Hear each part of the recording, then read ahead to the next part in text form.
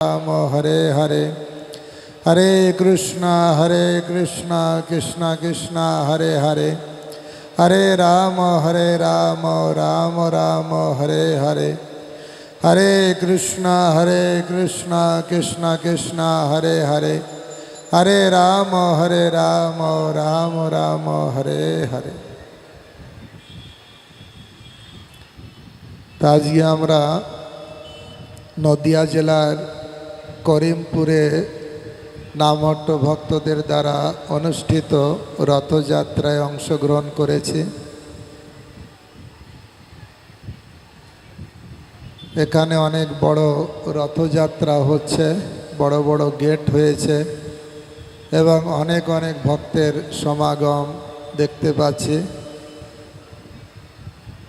অনেক বড় মেলা বসেছে রাস্তার দুপাশ দিয়ে, অনেক বড় মেলা, অনেক লোকজন এবং হরিকথার আসরেও যতটা জায়গা পুরো ভর্তি হয়ে আছে।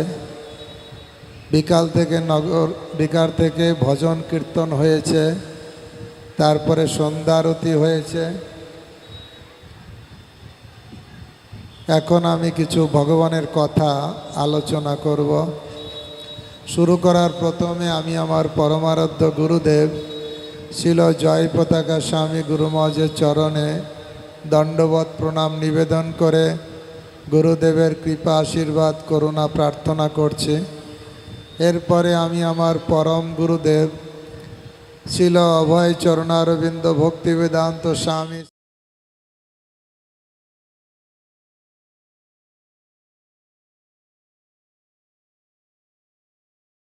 বাণী গৌরাঙ্গের বাণী প্রচার করেছেন, তার চরণে দণ্ডবত প্রণাম নিবেদন করে তার কৃপা আশীর্বাদ করুণা প্রার্থনা করছি। উপস্থিত ভক্তবৃন্দ, যারা আপনারা এই করিমপুর নামহট্ট পরিচালিত রথযাত্রা অংশগ্রহণ করেছেন, এখানে অবস্থান করছেন এবং যেসব ভক্ত অনলাইনে সোশ্যাল মিডিয়ার মাধ্যমে দূর দূরান্ত থেকে হরিকথা শ্রবণ করছেন, সবার চরণে আমি দণ্ডবত প্রণাম নিবেদন করে সবার কৃপা আশীর্বাদ করুণা প্রার্থনা করছি।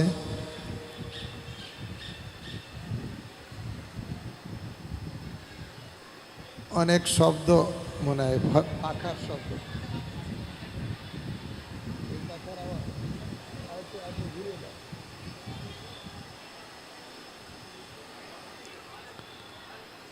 हरे कृष्णा कृष्णा कृष्णा हरे हरे हरे राम राम राम हरे हरे।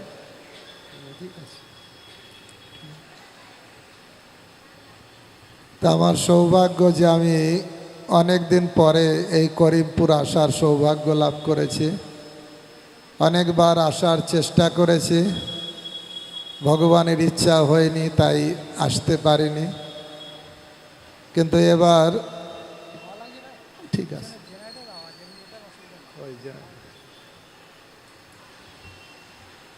জেনারেটর আওয়াজ না।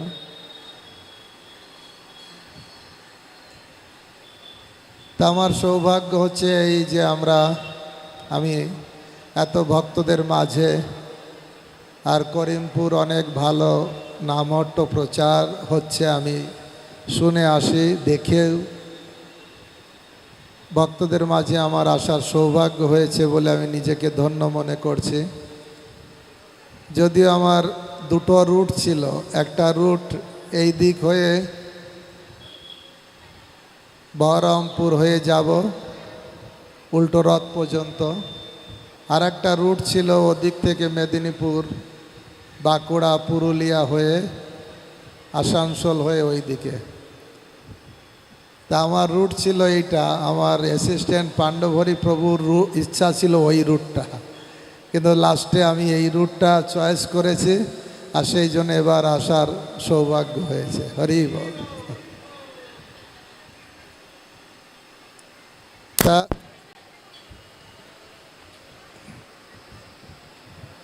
হরে কৃষ্ণ। আপনারা জানেন আজকে রথযাত্রার ষষ্ঠ ষষ্ঠ দিবস নয়, সপ্তম দিবস। কারণ পঞ্চম দিবসে হেরা পঞ্চমী তিথিতে হেরা পঞ্চমী হয়েছে, সেটা ছিল পরশুদিন। কালকে ষষ্ঠ দিন হয়েছে, আজকে সপ্তম দিন, আগামীকাল অষ্টম দিন, তারপরের দিন উল্টো রথ। তো জগন্নাথ এরকম 8 দিন ধরে গুন্ডিচাতে থাকেন, সুন্দরাচলে থাকেন। সুন্দরাচল বা গুন্ডিচা হচ্ছে অভিন্ন বৃন্দাবন। ভগবান জগন্নাথ সারা বছর থাকেন নীলাচলে, যেটা হচ্ছে অভিন্ন দ্বারকাপুরী। আর এই 8 দিনের জন্য ভগবান আসেন বৃন্দাবনে রাধারানীর সঙ্গে মিলিত হওয়ার জন্য। আর ব্যাসটা কমিয়ে দেবেন, ফিডব্যাকের ব্যাসটা। হরে কৃষ্ণ। তা সারা বছর জগন্নাথ অপেক্ষা করে থাকেন কখন আমি বৃন্দাবনে যাব, রাধারানীর সঙ্গে মিলন হব, তার জন্য খুব ব্যাকুল থাকেন। ভক্তগণ, আপনারা জানেন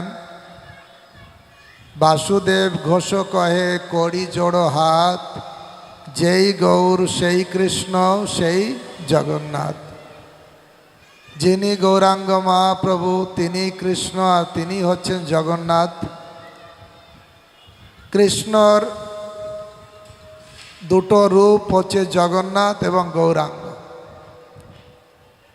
কৃষ্ণ যখন রাধারানীর জন্য খুব চিন্তা করেন, তখন ওনার রূপ হয়ে যায় জগন্নাথ। এই জন্য বলা হয়েছে রাধা ভাব বিদুরা কৃষ্ণ, তিনি হচ্ছেন জগন্নাথ। আর কৃষ্ণ যখন কৃষ্ণের জন্য খুব ব্যাকুল হন, তখন সেই রূপটা হয় গৌরাঙ্গ।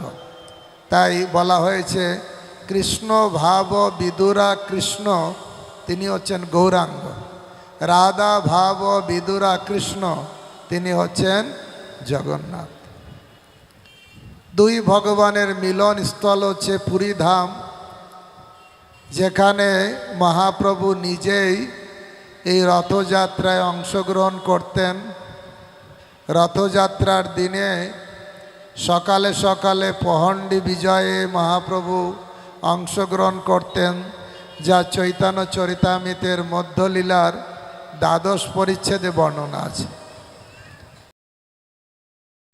সেখানে রথযাত্রা সুন্দর বর্ণনা দেওয়া আছে। মহাপ্রভু সকালে সকালে উঠে পহণ্ডি বিজয় দর্শন করতেন,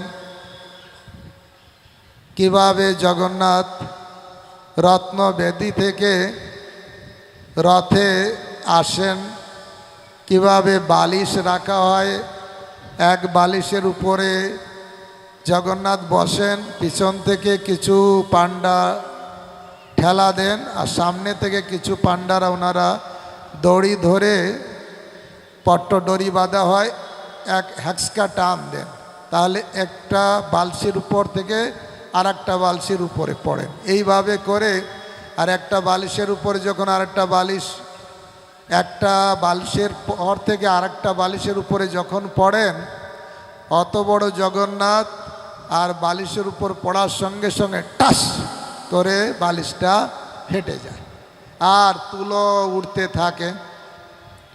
এইভাবে করে আলটিমেটলি জগন্নাথকে রথে তোলা হয়। আর সেখানে মহাপ্রভু 7টা দলে বিভক্ত করেন। ভক্ত যত আছে সবাইকে 7টা দলে বিভক্ত করে রথের সামনে 4টে দল, 2 সাইডে 2টো দল, আর পিছনে একটা দল, এই 7টা দলে বিভক্ত করেন। তা মেনলি উনি 4টে দল করেন, আর 3টে জায়গার ভক্তদের নিয়ে আর 3টে দল। 4টে দলে বর্ণনা করা হয়েছে। প্রথম দলে মূল কীর্তনিয়া ছিলেন স্বরূপ দামোদর, আর 5 জন ছিল দোহারি, আর একজন মূল নৃত্যকারী ছিলেন, তিনি হচ্ছেন অদ্বৈত আচার্য। দুটো নাম মনে রাখলে হবে, এক একটা দলের দুটো নাম মনে রাখতে হবে। প্রথম দলের মূল গায়ক ছিলেন স্বরূপ দামোদর, আর নৃত্য করেছিলেন অদ্বৈত আচার্য। দ্বিতীয় দলের মূল গায়ক ছিলেন শ্রীবাস ঠাকুর, আর 5 জন ছিল দোহারি, আর প্রত্যেক দলের দুটো করে মৃদঙ্গ বাদক ছিল, আর নৃত্য করেছিলেন দ্বিতীয় দলে নিত্যানন্দ প্রভু। প্রথম দলের গায়ক স্বরূপ দামোদর, নৃত্য অদ্বৈত আচার্য। দ্বিতীয় দলের গায়ক শ্রীবাস ঠাকুর, নৃত্য করেছেন নিত্যানন্দ প্রভু। আর তৃতীয় দলের গায়ক ছিলেন মুকুন্দ দত্ত, আর সেই দলের নৃত্য করেছিলেন হরিদাস ঠাকুর। 5 জন দোহারি আছে, তৃতীয় দলেরটা মনে রাখতে হবে। তৃতীয় দলের গায়ক মুকুন্দ, আর মেন নৃত্য করেছিলেন হরিদাস ঠাকুর। চতুর্থ দলের গায়ক ছিলেন গোবিন্দ ঘোষ, গোবিন্দ, আর তার 5 জন দোহারি ছিল, আর নৃত্য করেছিলেন বক্রেশ্বর পণ্ডিত। কি নাম? এই বক্রেশ্বর পণ্ডিতের নৃত্যর একটা ফেমাস আছে, বিশেষত্ব আছে, সেটা হচ্ছে এই, আপনারা শুনে থাকবেন, এই বক্রেশ্বর পণ্ডিত একই সঙ্গে 72 ঘন্টা নৃত্য করতে পারতেন। কত ঘন্টা? মানে কয় দিন কয় রাত? 3 দিন 3 রাত, 3 24 72, 3 দিন 3 রাত না খেয়ে না দে, কোনো দুর্বলতা নেই, খুব নাচতেন। এই হচ্ছে ওনার বিশেষত্ব। তা 4টে দলের 4 জন মূল গায়ক, আর 4টে দলের 4 জন হচ্ছে নৃত্যকারী। মূল গায়ক আর একবার মনে করি, স্বরূপ দামোদর, শ্রীবাস ঠাকুর, মুকুন্দ দত্ত, আর গোবিন্দ ঘোষ। আর নৃত্য করেছিলেন অদ্বৈত আচার্য, নিত্যানন্দ প্রভু, হরিদাস ঠাকুর, আর লাস্টে 72 ঘন্টা নাচে কে? বক্রেশ্বর পণ্ডিত। হরি বল। এ হচ্ছে 4টে দল ছিল। আর 3টে দল, এই বাংলায় 3টে গ্রাম খুব ফেমাস গ্রাম, সেই 3টে জায়গা থেকে 3টে দল এসেছিলেন। একটা দল, জায়গার নাম মনে রাখবেন, কুলিন গ্রাম। কুলিন গ্রাম মনে থাকবে, নাম হচ্ছে কি? কুলিন গ্রাম। এই জায়গার নাম যেমন করিমপুর, সেই জায়গার নাম হচ্ছে কুলিন গ্রাম। এই কুলিন গ্রামের বিশেষত্ব আছে। কুলিন গ্রামে বাস করতেন সত্যরাজ, রামানন্দ রায়। এনারা এই কুলিন গ্রামে থাকতে, অনেক ভক্ত ছিল কুলিন গ্রামে। এই কুলিন গ্রামের ভাগ্য কখনো না যায়, শুকর চড়ায় ডোম সেও কৃষ্ণ গায়। এই কুলিন গ্রামের যে ভাগ্য বলে শেষ করা যায় না, যে শুকর চড়ায় ডোম সেও কৃষ্ণ নাম। কুলিন গ্রামের যে হয় কুকুর, সেও মোর প্রিয়, অন্য জন রহু দূর। মহাপ্রভু বলতেন, কুলিন গ্রামের একটা যদি কুকুরও হয়, সে আমার খুব প্রিয়। এই কুলিন গ্রাম থেকে একটা দল। আর একটা দল, জায়গার নাম মনে রাখবেন, সেটা হচ্ছে শ্রীখণ্ড। শ্রীখণ্ড আপনারা নাম শুনেছেন, খণ্ডবাসী নরহরি, মুরারি, মুকুন্দ। শ্রীখণ্ডের একটা দল। শ্রীখণ্ডে নরহরি সরকার, মুকুন্দ দাস, আর তার পুত্রের নাম ছিল রঘুনন্দন। আপনারা অনেকে রঘুনন্দনের নাম শুনেছেন। ছোট্ট বালক রঘুনন্দন, তার পিতার নাম হচ্ছে মুকুন্দ। এই মুকুন্দ ছিলেন কবিরাজ। তিনি এখানে সেখানে রোগী দেখতে যেতেন।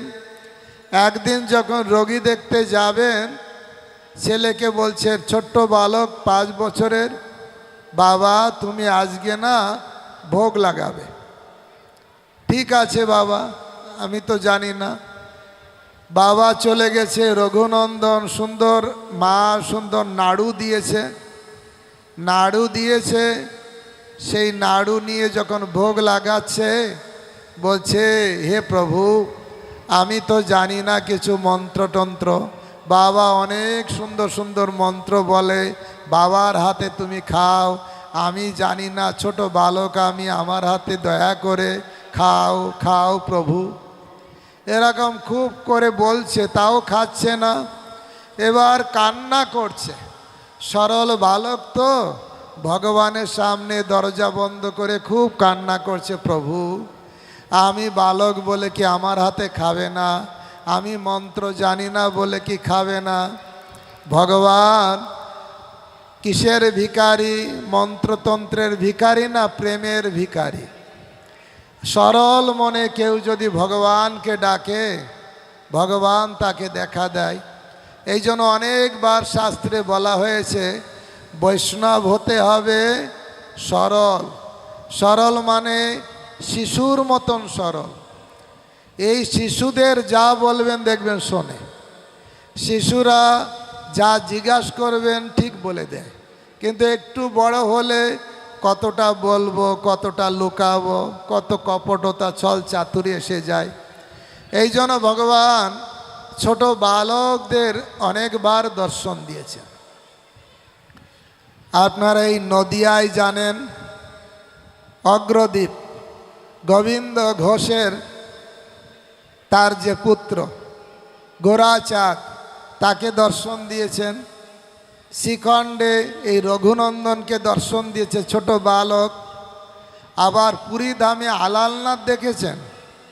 পুরীতে আলালনাথ ভগবান আছে। আলালনাথের যে সেবক ছিলেন তার ছোট বালককে রেখে গিয়েছিলেন, এই ঠিক একই ধরনের। আর বালকও সুন্দর পরমান্ন, গরম গরম পরমান্ন ভগবানকে খাওয়াচ্ছিলেন। আর ভগবান খেতে খেতে তার মুখ পুড়ে গেছিল, হাত পুড়ে গেছে, এখনও আছে সেই আলালনাথে। পুরী গেলে আলালনাথ দর্শন করবেন।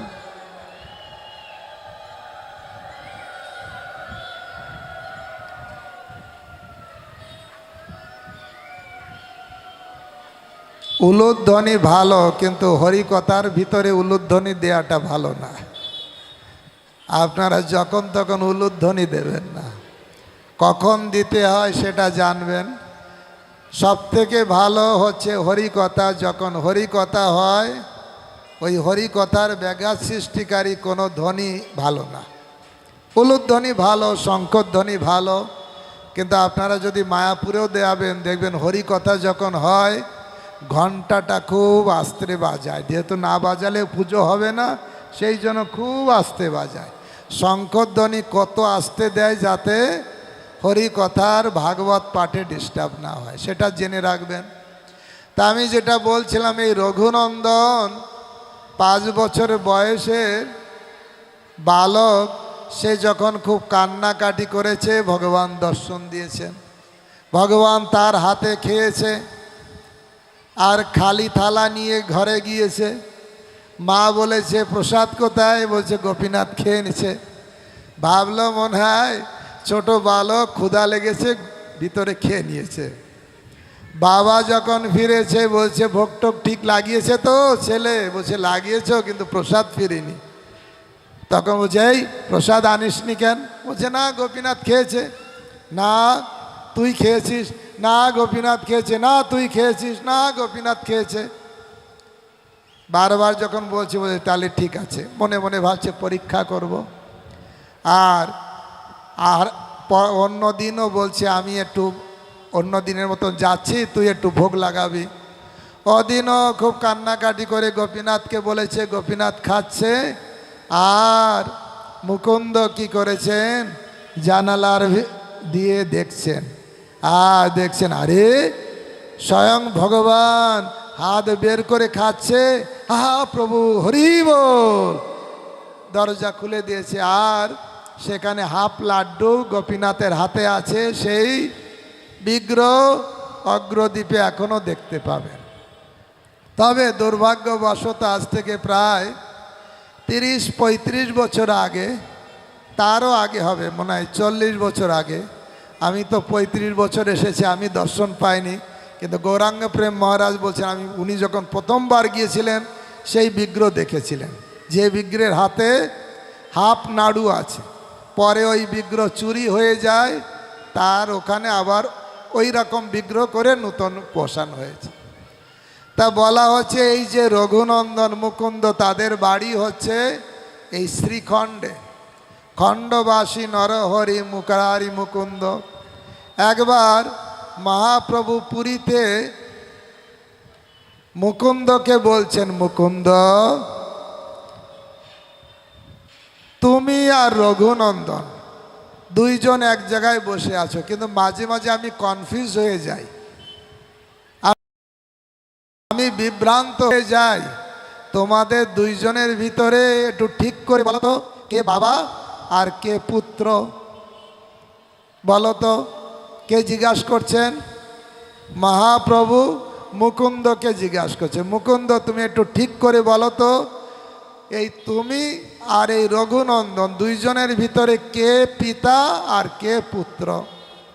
তখন মুকুন্দ বলছেন, প্রভু এই রঘুনন্দন হচ্ছে পিতা আর আমি হচ্ছি পুত্র। কেন বলছেন? বলছে যার কাছ থেকে কৃষ্ণ ভক্তি আসে সেই হচ্ছে পিতা। সবাই আমার সঙ্গে একটা শ্লোক বলুন, সেই সে পরম বন্ধু, সেই পিতা মাতা, শ্রীকৃষ্ণ চরণে যেই প্রেম ভক্তি দাতা। যে কৃষ্ণ চরণে প্রেম ভক্তি দান করে, ছোট হতে পারে, সেই হচ্ছে পিতা, সেই হচ্ছে মাতা। এটা ভাবতে হবে। তাই কুলিন গ্রাম আর হচ্ছে খণ্ডবাসী নরহরি, আর একটা গ্রাম ছিল সেটা হচ্ছে শান্তিপুর। শান্তিপুরে অদ্বৈত আচার্যের পুত্রের নাম হচ্ছে অচ্যুতানন্দ। ছোট এক পুত্র, তার একটা ঘটনা বলবো। এই ছোট বালকদের, সরল বালকদের কথা শুনলে ভক্তিতে দেখবেন ভালো লাগবে। এই শান্তিপুরের যে অদ্বৈত আচার্যের পুত্র ছিলেন অচ্যুতানন্দ, তার একটা ঘটনা। কারণ সেই শান্তিপুরে ভক্তদের নিয়ে একটা দল করেছিলেন। কুলিন গ্রামের একটা দল, শ্রীখণ্ডের একটা দল, আর একটা দল হচ্ছে শান্তিপুরের। আর আগের চারটে দল, টোটাল হলো কয়টা? 7টা। তো এই শান্তিপুরে যে অদ্বৈত আচার্যের পুত্র, 5 বছরের পুত্র, তার নাম ছিল অচ্যুতানন্দ। কি নাম ছিল? অচ্যুতানন্দ। কারণ এই মহাপ্রভুর ভক্তদের নাম বারবার বলতে বলতে তাহলে মুখস্থ হবে, তাহলে ভালো লাগবে না খারাপ লাগবে? যেরকম আমাদের অনেক মাতাজিদের বলি, আপনারা এইটা বলে যে আমি লেখাপড়া জানি না, আমি দশবিধ নাম মুখস্থ করতে পারি না, আমি এটা জানি না সেটা জানি না, মনে থাকে না। আমি বললাম আপনার মেয়ে বিয়ে দিয়েছেন? হ্যাঁ দিয়েছি। মেয়ের ছেলে মেয়ে হয়েছে কয়টা ছেলে? 3টে ছেলে আর 2টো মেয়ে। তাহলে 3 নাতির নাম কি আর 2 নাতনির নাম কি? পট পট পট পট সব বলে দিচ্ছে। আমি বললাম আপনি তো শিক্ষিত না, আপনি কি করে বলে দিচ্ছেন? মেয়ের ঘরের 5টা নাতি নাতনি, তাদের নাম সব মুখস্থ আছে কি করে? কেন মুখস্থ আছে? ওদের প্রতি প্রেম আছে, তাই কি না? তাই নামগুলো মুখস্থ থাকে। তা আমরাও বলতে বলতে একসময় আমাদেরও মনে থাকবে, কিন্তু আমি মাঝে মাঝে ভুলে যাই, সব ঠিক মাথায় থাকে না, আমার তো মেমোরি কম। তা এই অচ্যুতানন্দ অদ্বৈত আচার্যের 6 পুত্র ছিল। 3 জন ওনার কথা শুনতো, 3 জন ওনার কথা শুনতো না। এই জন্য মায়েদের, প্রভুদের অনেক সময় কমপ্লেন, প্রভু আমার ছেলে এমন হয়েছে না, এ ভক্তি টক্তি মানে না, হয় না? প্রভু ছোটোবেলায় ভালো ছিল, তারপরে যখন স্কুল কলেজে গেল, কাদের সঙ্গে যে মিশলো আর এখন আর বলি একটু জব করতে, জব করে না। এরকম সমস্যা আছে আপনাদের কারো? অনেকেরই আছে। আসলে অত চিন্তা করে লাভ নেই। কেন লাভ নেই? স্বয়ং অদ্বৈত আচার্য মহাবিষ্ণু, তার 6 জন পুত্র, 3 জন উনার কথা শুনলো, 3 জন উনার কথা শুনলো না। তাহলে আপনার আমার ছেলে মেয়েদের আর কি কথা? আপনি ভক্ত হতে পারেন, ছেলে যে ভক্ত হবে তার কি গ্যারান্টি আছে? কোনো গ্যারান্টি আছে না। সেই জন্য অত চিন্তা করে মাথা খারাপ করবেন না, অদ্বৈত আচার্যের কথা মনে করবেন। তা ওনার যে 3 পুত্র কথা শুনতো, তার ভিতরে একজন অন্যতম ছিলেন, নাম ছিল, কি নাম ছিল? অচ্যুতানন্দ। ছোট্ট বালক, একদিন ঘটনা এরকম, ছোট্ট বালক, দিগম্বর বেশ, ধূলি ধূসরিত গাত্র, খেলাধুলা করে বেড়াচ্ছে। অদ্বৈত আচার্য বাড়িতে আছেন, আর বাড়িতে একজন সন্ন্যাসী এসেছেন। সন্ন্যাসী এসেই অদ্বৈত আচার্যকে জিজ্ঞাসা করছেন, হে প্রভু, আপনি বলুন তো, কেশব ভারতী চৈতন্য মহাপ্রভুর কি হয়? আপনারা উত্তর জানেন তো? কেশব ভারতী চৈতন্য মহাপ্রভুর কি হয়? কি হয়? গুরুদেব। আপনারা যা জানেন অদ্বৈত আচার্য সেরকম প্রথমে বলছেন, আপনি প্রশ্নের উত্তর আমি পরে দেব, আপনি এসেছেন, একটু বসুন, জল খান, তারপরে সব প্রশ্নের উত্তর দেব। সন্ন্যাসী বলছেন, না, আগে আমি উত্তর চাই। বলুন তো, কেশব ভারতী চৈতন্য মহাপ্রভুর কি হয়?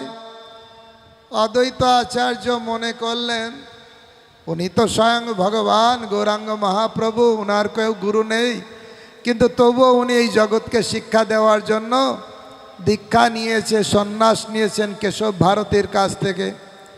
তাই উনি চট করে উত্তর দিয়ে দিলেন। কি বললেন? আপনারা যা উত্তর দিলেন। অদ্বৈত আচার্য ওই উত্তর দিলেন, বললেন, কেশব ভারতী চৈতন্য মহাপ্রভুর গুরুদেব হয়। এই কথা তো সত্য কথা, তাই না? আপনারা বললেন। কিন্তু এই যে ছোট বালক, কি নাম? হ্যাঁ, অচ্যুতানন্দ, তার গায়ে ধুলোবালি, দিগম্বর দেহ, ছোট্ট বালক খেলাধুলা করছিল, ওই কথাটা কানে গেছে। কি কথাটা?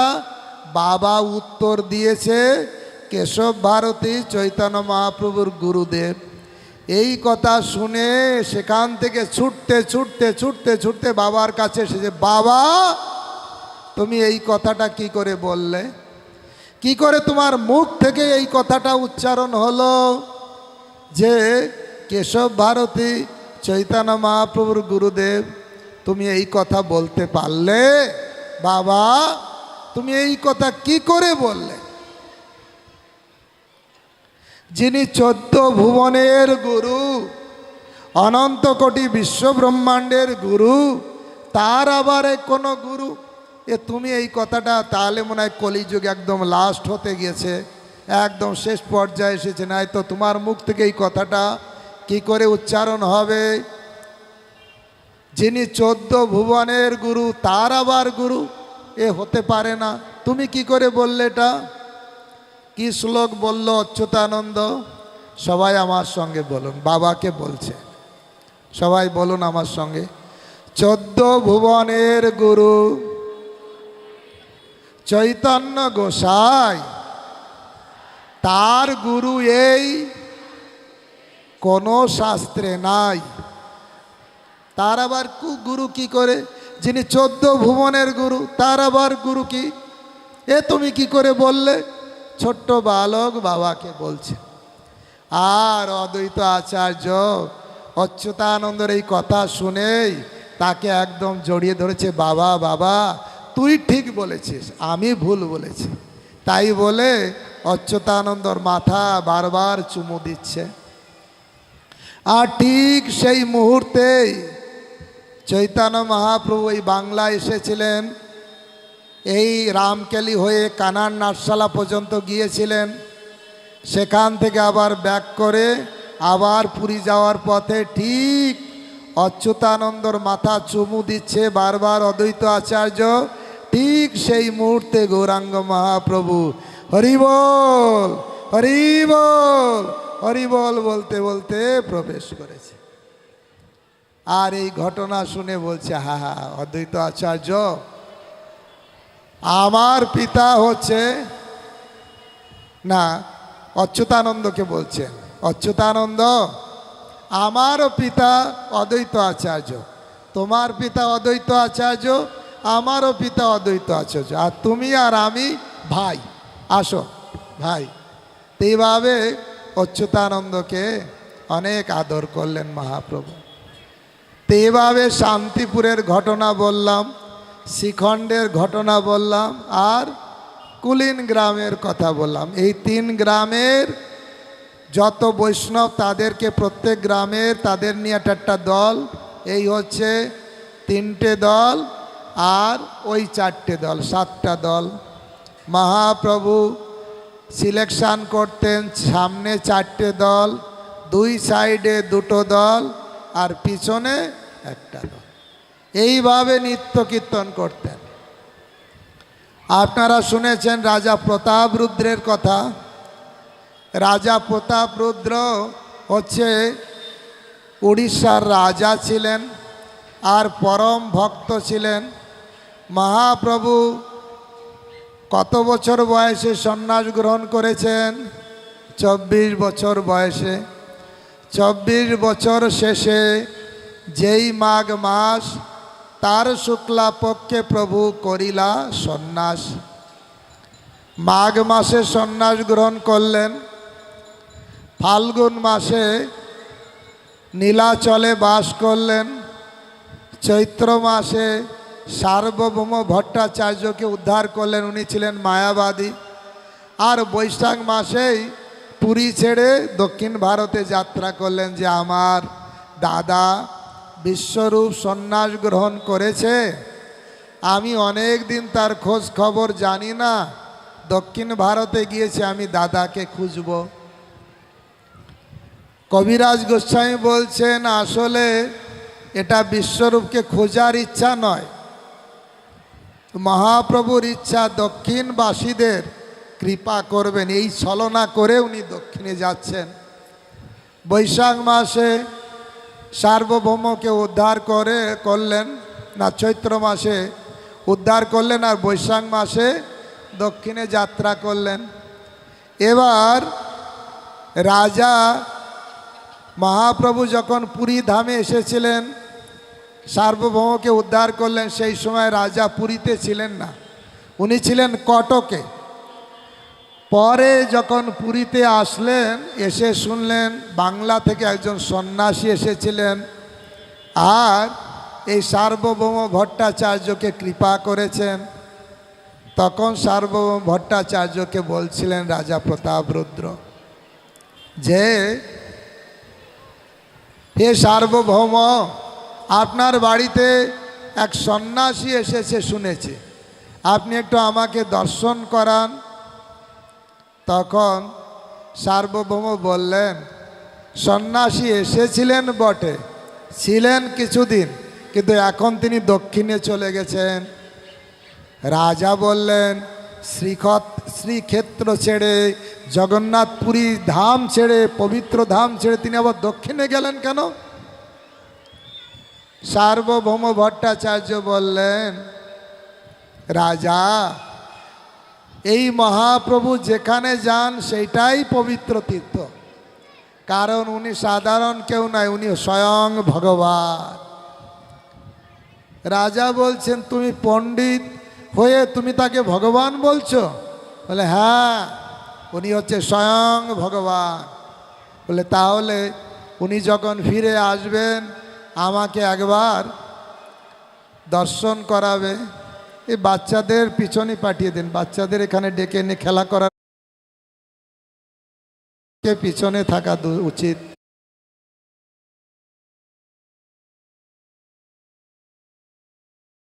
হরে কৃষ্ণ কৃষ্ণ কৃষ্ণ হরে হরে, হরে রাম রাম রাম হরে হরে। আপনি যদি বলবেন কুকুরকে 5টা কুকুরকে এক জায়গায় ঢুকাবেন, বলবে শান্ত থাকতে, থাকবে? তা বাচ্চারা বোঝে? ওদের শান্ত থাকতে বললে একটু শান্ত থাকবে, পরক্ষণে আবার বলবে। ওরা যদি একটু দূরে থাকে তাহলে ওরা শান্তিতে থাকবে, ওরাও খেলতে পারবে, আপনাদেরও আনন্দ হবে। হরে কৃষ্ণ কৃষ্ণ কৃষ্ণ হরে হরে, হরে রাম রাম রাম হরে হরে। রাজা প্রতাপরুদ্র বললেন, মহাপ্রভু যখন আসবেন আমাকে একটু দর্শন করাবে। বলছে হ্যাঁ অবশ্যই, মহাপ্রভু আসলে আপনাকে দর্শন করাবো।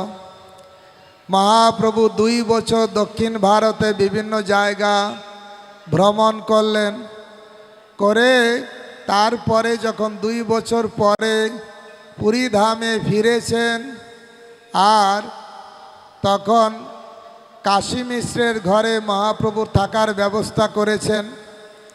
সমস্ত পুরীবাসী ভক্তদের পরিচয় করিয়ে দিয়েছেন।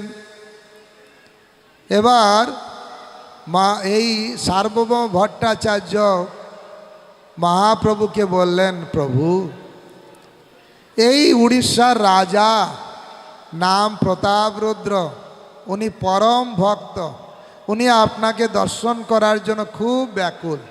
আপনি একবার যদি অনুমতি দেন তাহলে কি রাজাকে এনে আপনাকে দর্শন করাতে পারি। মহাপ্রভু বললেন, না সার্বভৌম, জানো তো সন্ন্যাসী আমি, স্ত্রী দর্শন বিষয়ী দর্শন আমার কাছে বিষ পানের মতন, আমি সন্ন্যাসী ত্যাগী, আমি দর্শন দিতে পারি না। সুন্দর একটা শ্লোক বললেন, নিষ্কিঞ্চনস্য ভগবদ ভজন উন্মুখস্য পারং পারং জিগির্মিষির ভবসাগরস্য সন্দর্শন বিষয়নামথ যশিতাঞ্চ হা হন্ত হন্ত বিষভক্ষণপ্য অসাধু। নিষ্কিঞ্চন যারা ভগবত ভজন করতে চায় তাদের বিষয় দর্শন করা বিষ ভক্ষণ অপেক্ষা অসাধু। তাই আমি সন্ন্যাসী হয়ে আমি রাজ দর্শন দিতে পারি না। মহাপ্রভু রাজাকে দর্শন দিলেন না। রাজাকে সার্বভৌম ভট্টাচার্য বলেন, রাজা মহাপ্রভু সন্ন্যাসী তো, উনি রাজ দর্শন দেবেন না। এবার দেখুন, রাজা সার্বভৌম ভট্টাচার্যকে বললেন, আপনার সঙ্গে যত যত ভক্ত আছে আমার হয়ে সবাইকে একটু অনুরোধ করুন, সবাই যেন আমার হয়ে মহাপ্রভুর কাছে একটু অনুরোধ করে, যেন একটু দর্শন দেয়। দেখুন, উড়িষ্যার রাজা উনি জোর করতে পারলেন, আমি রাজা, আমি দর্শন পাবো না। কিন্তু না, উনি জানেন ভগবানকে দর্শন করতে গেলে ভক্তের মাধ্যমে যেতে হয়। বৈষ্ণবের আবেদনে কৃষ্ণ দয়াময় এহেন পামর প্রতি হবে ন সদায়। বৈষ্ণব যদি আমার জন্য জগন্নাথের কাছে আবেদন করবে তাহলে জগন্নাথ কৃপা করবে, ডাইরেক্ট কৃপা হয় না। গুরুর কৃপা, বৈষ্ণবের কৃপা হলে কৃষ্ণের কৃপা হয়। তাই বলা হচ্ছে না, যস্য প্রসাদাৎ ভগবৎ প্রসাদ যস্য প্রসাদান নগতি কুত হপি। যার কৃপা হলে কৃষ্ণের কৃপা পাওয়া যায়, যার কৃপা থেকে বঞ্চিত হলে তার কোনো উপায় থাকে না, সে হচ্ছে সাধুগুরু বৈষ্ণব। সব ভক্তদের অনুরোধ করলেন, আমার হয়ে আপনারা একটু মহাপ্রভুকে বলুন যেন মহাপ্রভু আমাকে দর্শন দেন। আমি কালকেই দুপুরে যেখানে ক্লাস দিচ্ছিলাম একজন প্রশ্ন করছিলেন, প্রভু একজন ভক্ত প্রশ্ন করছেন, আমি হরিনাম করব, গীতা ভাগবত পড়ব, তাহলে দীক্ষা গ্রহণের কি দরকার আছে? আমি বললাম, দীক্ষা গ্রহণ মানে হচ্ছে কোনো গুরুদেবের আশ্রয়ে আসা। আশ্রয় লইয়া ভজে, তারে কৃষ্ণ নাহি ত্যাজে, আর সব মরে অকারণ। আমি বললাম যদি নরেন্দ্র মোদীর সঙ্গে ডাইরেক্ট কেউ দেখা করতে যায় সে কি দেখা পাবে? তার পার্সোনাল অ্যাসিস্ট্যান্টের সঙ্গে, পিএর সঙ্গে দেখা করতে হবে। পিএ যদি অনুমোদন করে তাহলে দেখা হবে, তাই কি না? তা গুরুদেব হচ্ছে কৃষ্ণের প্রতিনিধি, কৃষ্ণের প্রিয়তম। বলা হচ্ছে না গুরু বন্দনায়, সাক্ষাদরিতেন সমস্ত শাস্ত্রই রুক্তস্ততা ভাবত এব সদ্বি, কিন্তু প্রবর্য প্রিয় এব তস্য। এই কৃষ্ণের খুব প্রিয়, তাই তার করুণা লাগবে, বৈষ্ণবের করুণা লাগবে। বৈষ্ণব যদি কৃপা করবেন তাহলে কৃষ্ণকে পাওয়া যাবে, তাই কি না?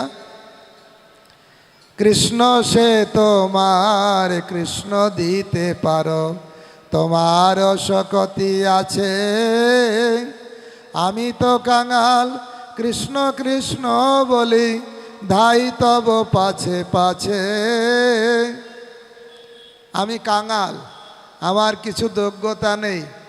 বৈষ্ণব ঠাকুর কার হৃদয়ে গোবিন্দ থাকে? আমার হৃদয় না বৈষ্ণবের হৃদয়? বৈষ্ণবের হৃদয়।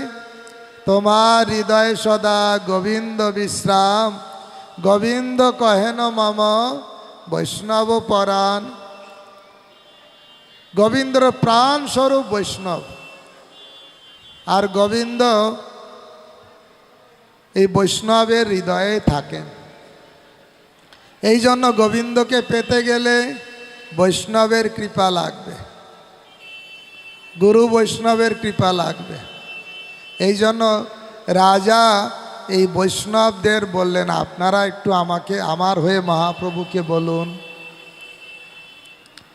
এবার নিত্যানন্দ প্রভু সব ভক্তদের পক্ষ থেকে আবার মহাপ্রভুকে বললেন, প্রভু রাজা প্রতাপ রুদ্র পরম ভক্ত, আপনি যদি একবার দর্শন দেন। মহাপ্রভু এবার রেগে গেলেন, নিত্যানন্দ তুমি সব ভক্তদের নিয়ে এখানে থাকো, আমি চললাম আলালনাথে, আমি থাকবো না, যা। বারবার অনুরোধ করছে। তখন নিত্যানন্দ প্রভু, না না না প্রভু, আপনি যাবেন না, আপনাকে দর্শন দিতে হবে না, আপনি থাকুন থাকুন, কিন্তু একটা অনুরোধ, আপনার উত্তরীয় আছে না, আপনার একটা পিস উত্তরীয় দিন, তাহলে রাজাকে আমি সেই উত্তরীয় দেব, আপনার প্রসাদী বস্ত্র দেব, রাজা অন্তত আপনার বস্ত্র পেয়ে একটু খুশি হবে। মহাপ্রভু অনুমোদন দিলেন, আর নিত্যানন্দ প্রভু মহাপ্রভুর সেবক গোবিন্দের কাছ থেকে একটা উত্তরীয় মেঘে নিয়ে রাজাকে দিলেন। আর রাজা উত্তরীয় পেয়ে ভাবলেন, আহা আমি মহাপ্রভুকে পেয়েছি। তবুও মনের খুব ইচ্ছা একটু মহাপ্রভুর দর্শন করব। আপনারা জানেন মহাপ্রভু যখন দক্ষিণ ভারতে গিয়েছিলেন, গোদাবরী নদীর তীরে একজন ভক্তের সঙ্গে খুব তত্ত্বকথা আলোচনা করেছিলেন। নাম জানেন? রামানন্দ রায়। কি নাম? রামানন্দ রায়। পড়ো শ্লোক সাধ্যের নির্ণয়, সধর্মচারণে বিষ্ণু ভক্তি হয়, এরকম অনেক সুন্দর সুন্দর কথা, রাধা তত্ত্ব, প্রেম তত্ত্ব, মাধুর্য তত্ত্ব, কত সুন্দর কথা চৈতন্য চরিতামৃতে আছে। এত সব আলোচনার পরে মহাপ্রভু রামানন্দকে বলেছিলেন, রামানন্দ আমি নীলাচলে ফিরে যাব, আর তুমি তাড়াতাড়ি রাজকার্য পরিত্যাগ করে তুমি নীলাচলে চলে আসো, দুইজন বসে বসে আমরা রাত দিন কৃষ্ণ কথা আলোচনা করব, কৃষ্ণ কথা। আর তাই মহাপ্রভু লাস্ট জীবনে, লাস্ট 12 বছর এই দুইজনের সঙ্গে সব সময় আলোচনা, কৃষ্ণ কথা আলোচনা করতেন। কে দুইজন জানেন? স্বরূপ দামোদর আর রামানন্দ রায়।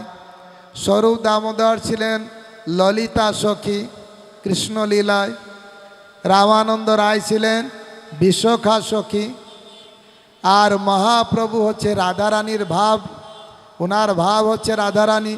কৃষ্ণলীলায় রাধারানী যখন কৃষ্ণ বিরহে খুব মূর্ছিত হতেন, কান্না করতেন, এই দুইজন সখী সব সময় রাধারানীকে সহযোগিতা করতেন।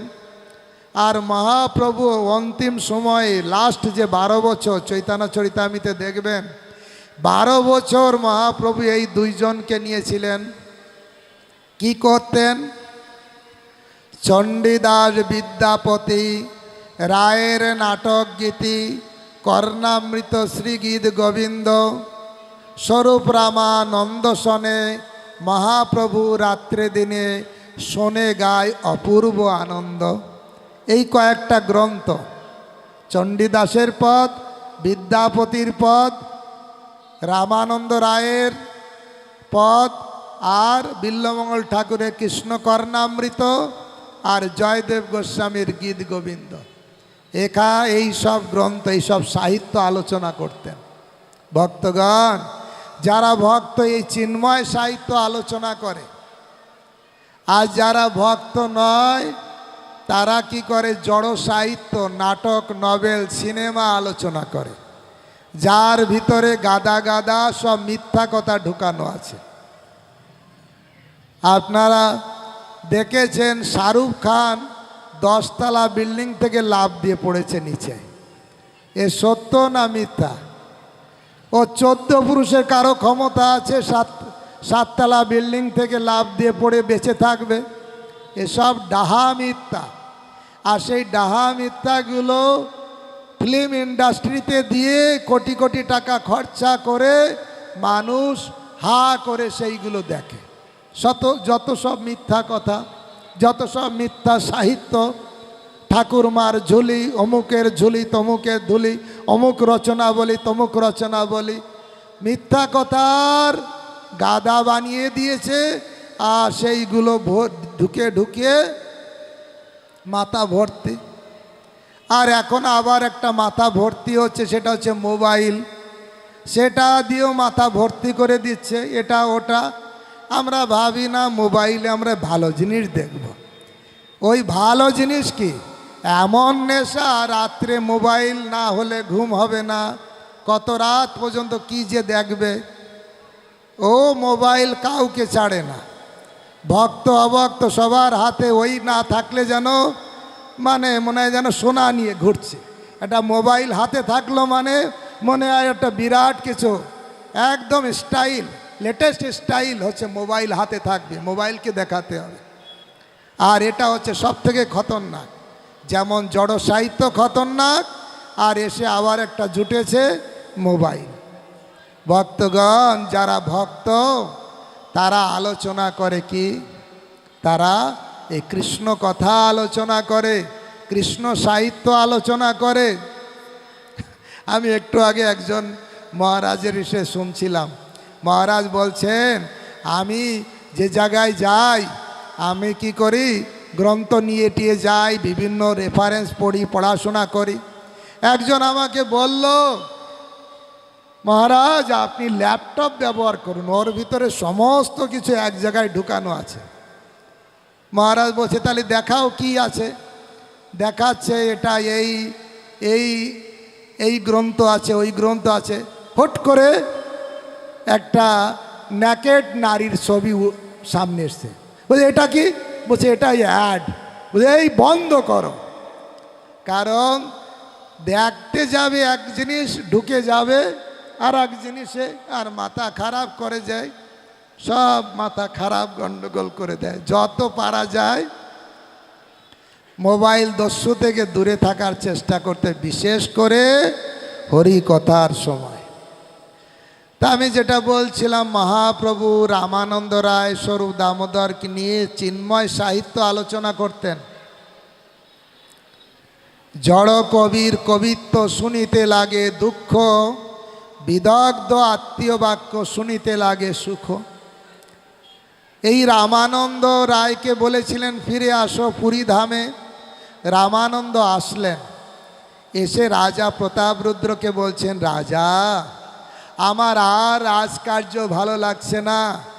যেদিন থেকে আমি মহাপ্রভুর সঙ্গ পেয়েছি সেই দিন থেকে আমার রাজকার্য আর ভালো লাগছে না। আমি রাজকার্য ত্যাগ করে আমি সম্পূর্ণভাবে মহাপ্রভুর সেবায় যুক্ত হতে চাই। রাজা বললেন, আহা, এ তো খুব ভালো, তুমি মহাপ্রভুর সেবা করো, তবে রাজকার্য থাকা অবস্থায় তুমি যা বেতন পেতে আমি সেই বেতন তোমার বাড়িতে পৌঁছে দেব, তুমি নিশ্চিন্তে মহাপ্রভুর সেবা করো। ভক্তগণ, ভগবানের সেবা করলে কখনো অভাব হবে না। দেখুন, রামানন্দ রায় মহাপ্রভুর সেবা করতে গেলেন, ওনাকে চিন্তা করতে হলো না। রাজা চিন্তা করে বলল, তোমার যা বেতন দিতাম ওই বেতন আমি বাড়িতে পাঠিয়ে দেব, অনলাইনে এটিএমের মাধ্যমে পাঠিয়ে দেব, ট্রান্সফার করে দেব, তুমি নিশ্চিন্তে থাকবে। ভক্তগণ, ভগবানের কেউ যদি সেবা করে, ভগবান অনলাইনে ট্রান্সফার করে দেয়, আপনার যা লাগবে দেবে না। কৃষ্ণ তো গীতায় বড় গলা করে সবার সামনে বলেছেন, বলেননি? অনন্য চিন্তায়ন্তমাং যে জনা পর্যপাসতে তেষাং নিত্যাভিযুক্তানাম যোগক্ষেম বহাম্যহম। কেউ অনন্য চিত্তে আমার যদি সেবা করে, তার যা লাগবে সেগুলো আমি দেব, যা আছে সেগুলো আমি নিজে রক্ষা করব, বলেছেন না?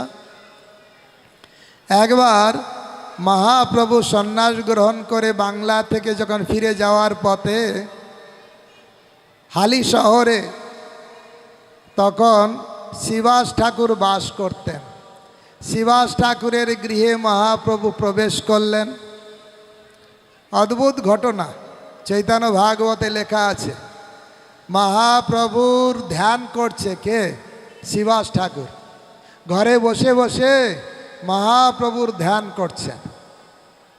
আর যখনই ধ্যান করছেন, ঠিক সেই মুহূর্তে মহাপ্রভু এসে দরজায় ঠোকাচ্ছে, শিবাস দরজা খোলো।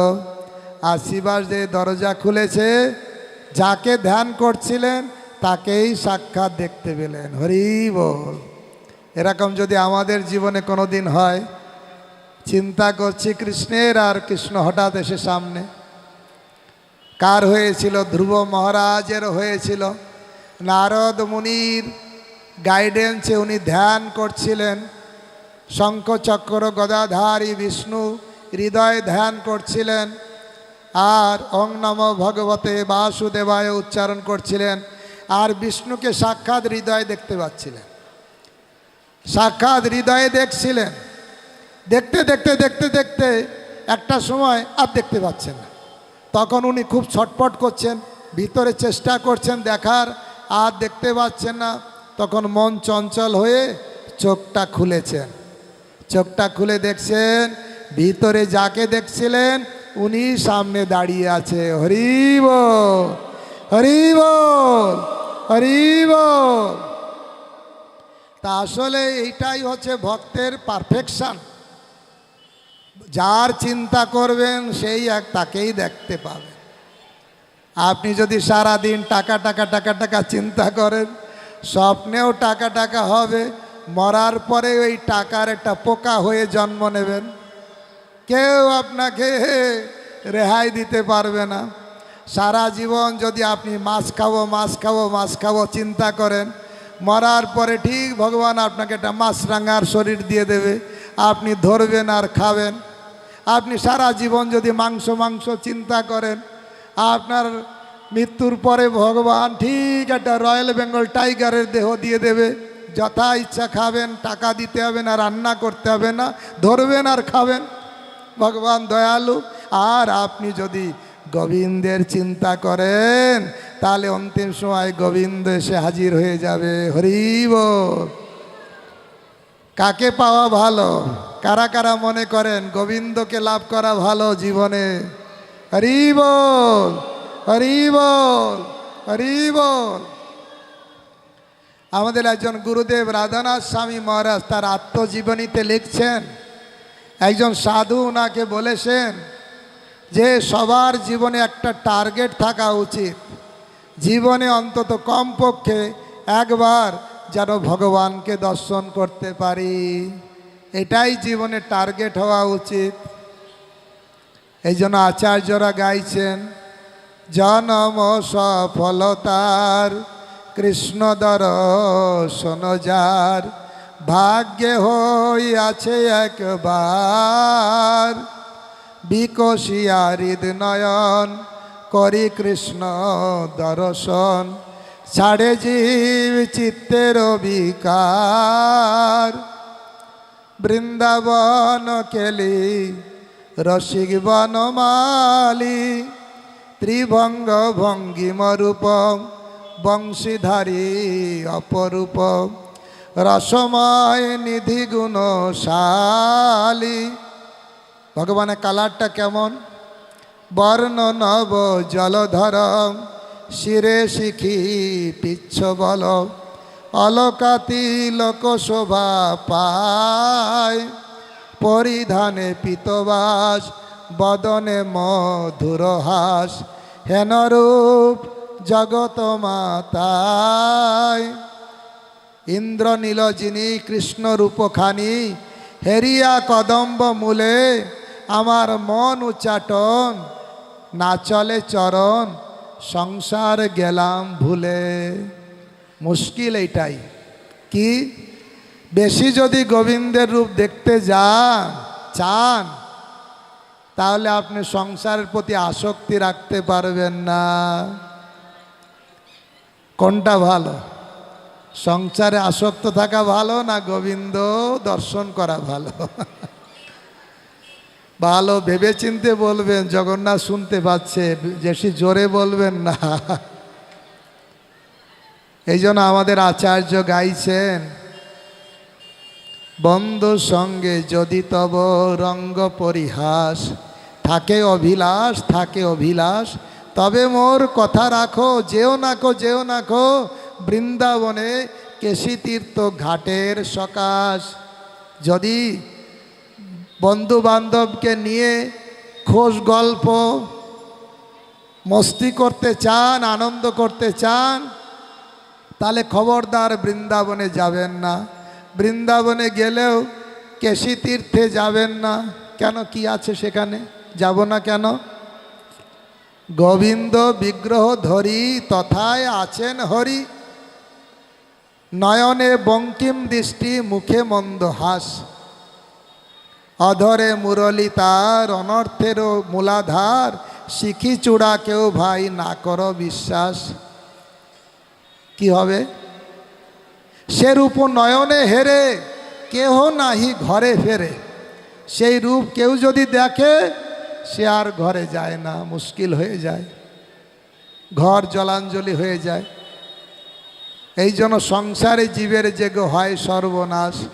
যারা সংসারী না তাদের কাছে বড় সর্বনাশের কারণ হয়ে যায় কি, যদি গোবিন্দ দর্শন হবে তখন আর কারোর প্রতি আর আসক্তি থাকবে না, শুধু গোবিন্দই আসক্তি হবে। শ্রীবাস ঠাকুর মহাপ্রভুকে দর্শন করলেন, ঘরে নিয়ে গেলেন, 3 দিন ঘরে ছিলেন। 3 দিন পরে মহাপ্রভু শ্রীবাস ঠাকুরকে জিজ্ঞাসা করছে, আরে শ্রীবাস, আমি 3 দিন তোমার ঘরে থাকলাম, দেখলাম তুমি গৃহস্থ, পরিবার পরিজন আছে, কিন্তু তুমি একটা পয়সা আয় ইনকাম করো না, না তুমি চাকরি করো না তুমি ব্যবসা করো, কোনো কাজে যেতে দেখি না, সারা দিন মন্দির নিয়ে থাকো, ভগবানের নাম নিয়ে থাকো, তোমার সংসার চলবে কি করে? তুমি বলছে, প্রভু আমার না এই ভগবানের সেবা হরি নাম ছাড়া আমার অন্য কিছু ভালো লাগে না, টাকা ইনকাম করতে ভালো লাগে না, শুধু ভালো লাগে হরি নাম করতে। মহাপ্রভু শ্রীবাসকে বললেন, শ্রীবাস তাহলে তুমি সন্ন্যাস নিয়ে নাও। বলে না না না, আমার সন্ন্যাস নিতেও ভালো লাগে না। বলে সন্ন্যাসও নেবে না, আবার ঘরে থাকবে, কাজকর্ম করবে না, তাহলে তোমার সংসার চলবে কি করে? তখন শ্রীবাস এরকম 3 বার হাততালি দিল। বলে আমি জিজ্ঞাসা করলাম তোমার সংসার চলবে কি করে, তুমি 3 বার হাততালি দিয়ে কি বুঝাচ্ছ? বলছে আমি 3 বার হাততালি কেন দিলাম জানেন প্রভু? আমি তো টাকা পয়সা ইনকামের ধান্দায় যাব না, ভগবানের নাম করব, ভগবানের সেবা করব। তাও যদি একদিন আমার উপবাস থাকতে হয় সেটা আমি সহ্য করব। আমি ওই টাকা পয়সার ধান্দায় যাব না, ভগবানের সেবাতে থাকব। দ্বিতীয় দিনও যদি আমাকে উপবাস থাকতে হয় তাও আমি সহ্য করব, আমি ওই টাকা পয়সার ধান্দায় যাব না। তৃতীয় দিনও যদি আমাকে উপবাস থাকতে হয়, পরপর 3 দিন উপবাস থাকতে হয়, তাহলে আমি গঙ্গায় ঝাঁপ দেব, ঝাঁপ দিয়ে দেহ ত্যাগ করব। তখন মহাপ্রভু চিৎকার করে উঠে বললেন, আরে না রে না রে না রে শ্রীবাস, ধনের অধিষ্ঠাত্রী দেবী লক্ষ্মী দেবী, তারও কখনো ভিক্ষার থালা নিয়ে কোথাও কোথাও ভিক্ষা করতে হতে পারে, মেবি তার পক্ষেও এটা ভিক্ষা করতে হতে পারে, কিন্তু তোমার ঘরে কোনো দিন ধনের অভাব হবে না, কারণ তুমি ভগবানের সেবা করো। তাহলে ভগবানের সেবাতে আর কি। এই জন্য রাজা প্রতাপরুদ্র বলে দিলেন, রামানন্দ রায় তুমি মহাপ্রভুর সেবা করো, যত টাকা আমি তোমাকে দিতাম তত টাকা তোমার ঘরে পাঠিয়ে দেব, কিন্তু আমার একটা অনুরোধ। এই রাজা প্রতাপরুদ্র, ওনার মাথায় একটা জিনিস আছে। কি জিনিস? খুব চাইছেন, সবাইকে অনুরোধ করছেন মহাপ্রভুর দর্শন। এই রামানন্দ রায়কেও তাই বলেন, প্রভু আপনি তো মহাপ্রভুর খুব প্রিয় ভক্ত, আপনি মহাপ্রভুর কাছে যাবেন, কৃষ্ণ কথা বলবেন, আলোচনা হবে, আমার কথা একটু বলুন, আমাকে যেন একটু দর্শন দেয়। রামানন্দ রায় বললেন, ঠিক আছে দেখব। মহাপ্রভুকে বললেন, মহাপ্রভু রামানন্দ রায় পরম ভক্ত, রামানন্দ রায় এই দেশের রাজা, আবার রাজা প্রতাপরুদ্র এই দেশের রাজা, রাজা প্রতাপরুদ্র এই উড়িষ্যার রাজা, তিনি পরম ভক্ত, তা একবার আপনি একটু দর্শন দিতে পারেন ওনাকে। বলছে না না না, বলছে দেখুন রাজা কি বলছেন জানেন? ভক্তগণ শুনলে অবাক হয়ে যাবেন। রাজা বলছেন, যদি কৃপা না করিবেন গৌর হরি, রাজ্য ছাড়ি সংসার ছাড়ি হইব ভিখারি। বলছে আমি যদি মহাপ্রভুর কৃপা না পাই, আমি রাজা বলে যদি মহাপ্রভু কৃপা না করেন, আমি রাজার পদ ছেড়ে দেব, এই রাজ্য ছেড়ে দেব, আমি কানে কুণ্ডল নিয়ে আমি সন্ন্যাসী হয়ে চলে যাব, কিন্তু আমি মহাপ্রভুর কৃপা চাই। দেখুন কত বৈরাগ্য, মহাপ্রভুর কৃপা লাভের জন্য সব কিছু পরিত্যাগ করতে চায়। আর ভগবানের জন্য এই রকম যখন ভাব আসে তখনই তো ভগবান কৃপা করেন। বলে না, সংসারেরও সুখের মুখে তুলে দিয়ে ছাই, দুয়ারে মাগিয়া খাব গাহিয়া নিতাই। আমি সংসার সুখের মুখে ছাই দিয়ে দুয়ারে মেঘে মেঘে খাব। রাজা প্রতাপরুদ্র বলছেন, যদি মহাপ্রভুর কৃপা না হবে তাহলে আমি রাজ্য ত্যাগ করে দেব। মহাপ্রভু বলেন, রামানন্দ রায় আমি কি করে দর্শন দিতে পারি, আমি সন্ন্যাসী।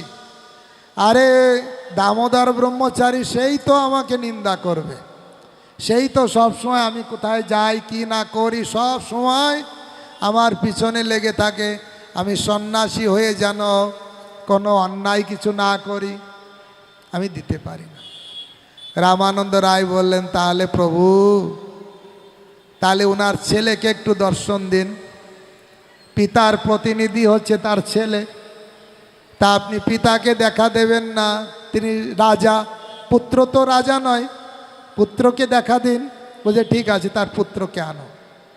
রাজার পুত্র 5 বছরের বয়স, সুন্দর করে হলুদ কাপড়, কৃষ্ণের হলুদ কাপড়, তাকে হলুদ কাপড় পরিয়ে দিয়েছে, মাথায় পাকড়ি বেঁধে দিয়েছে, একদম সুন্দর চেহারা। আর মহাপ্রভুর কাছে যখন দেয়া হয়েছে, মহাপ্রভু বলেন, আরে সাক্ষাৎ কৃষ্ণ, কৃষ্ণের মতন দেখতে রাখছে। কৃষ্ণের স্ফূর্তি হলো, আর সেই বালককে একদম আলিঙ্গন করলেন। আর আলিঙ্গন করার সঙ্গে সঙ্গে সেই বালকের কৃষ্ণ প্রেম হলো। কৃষ্ণ প্রেমে নাচছে, গাইছে, কান্না করছে।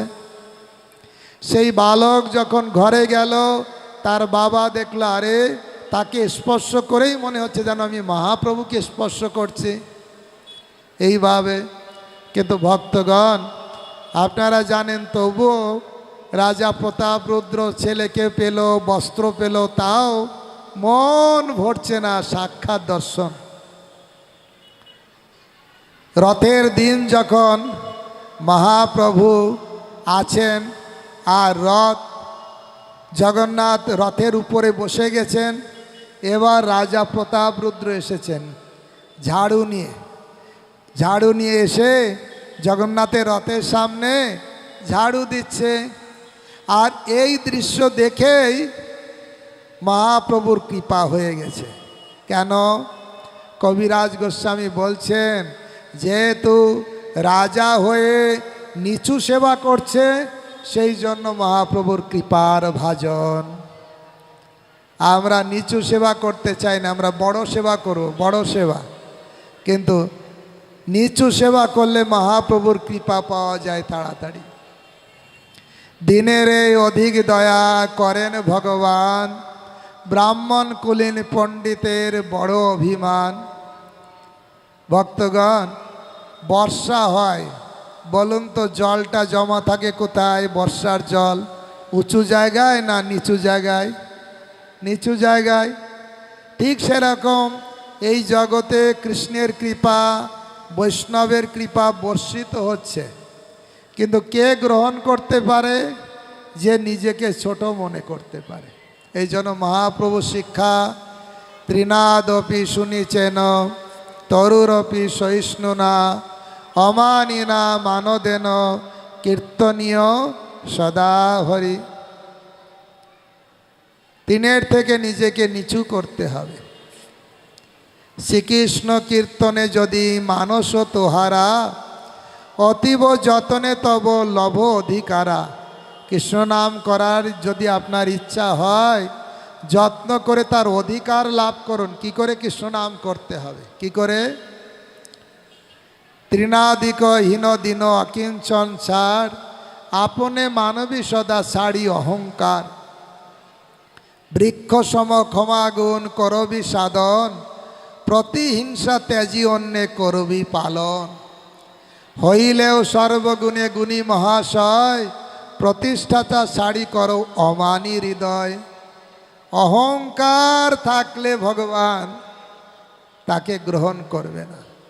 ভক্তগণ, অহংকারকে পুরুষের সঙ্গে তুলনা করা হয়েছে, আর ভক্তি দেবী নারীর সঙ্গে তুলনা করা হয়েছে। কোনো সতী সাধ্বী নারী কোনো পরপুরুষের ঘরে যায়?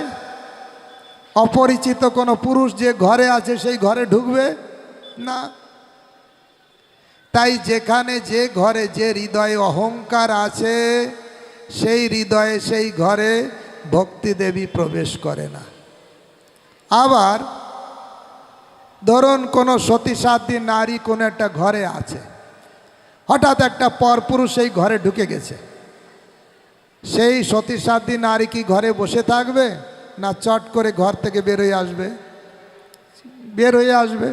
ঠিক সেরকম ভক্তিদেবীর হৃদয়ে আছে, আর কোনো কারণে আমার যদি অহংকারটা হৃদয়ে ঢুকে গেল, সঙ্গে সঙ্গে ভক্তিদেবী ওখান থেকে বের হয়ে যাবেন। এই জন্য ভক্তগণ, ভক্তিদেবীকে হৃদয়ে রাখতে গেলে যাতে অহংকার প্রবেশ না করে সেটা সচেতন থাকতে হবে। কোনো বিষয়ে যেন অহংকার না আসে। আমি ভালো ভক্ত তাই বলেও যেন অহংকার না আসে। আমি ভালো জপ করি তার জন্য তার জন্যও যেন অহংকার না আসে, কোনো অবস্থাতেই অহংকার যেন না আসে। কারণ কেউ যখন ভক্তি জগতে আসবে না, তার ভিতরে সমস্ত দিব্য গুণাবলী আসবে। চৈতন্য চরিতামৃতের মধ্যলীলার 22 অধ্যায়ে মহাপ্রভু সনাতন গোস্বামীকে বলছেন, সর্বমহাগুণগণ বৈষ্ণব শরীরে কৃষ্ণ ভক্তের কৃষ্ণের গুণ সকলই সঞ্চারে। কৃষ্ণ ভক্ত যারা হবে না, কৃষ্ণের ভিতরে যেমন ভালো গুণ, কৃষ্ণ ভক্তের ভিতরেও ভালো গুণ আসবে। কিন্তু সেই গুণে যেন সে নিজে অহংকারগ্রস্ত না হয়।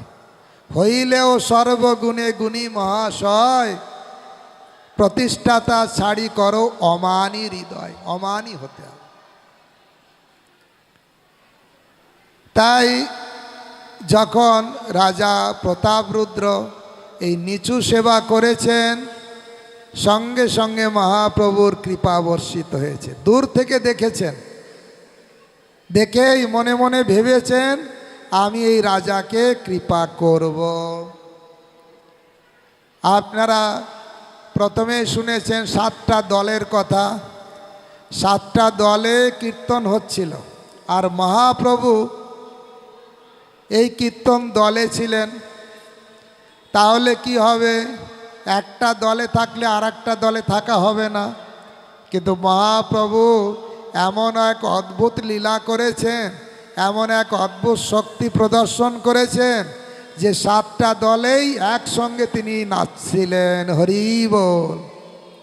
আপনারা শুনেছেন বৃন্দাবনে রাসলীলায় ভগবান কৃষ্ণ নিজেকে 100 কোটি রূপে প্রকাশিত করেছেন গোপীদের সঙ্গে।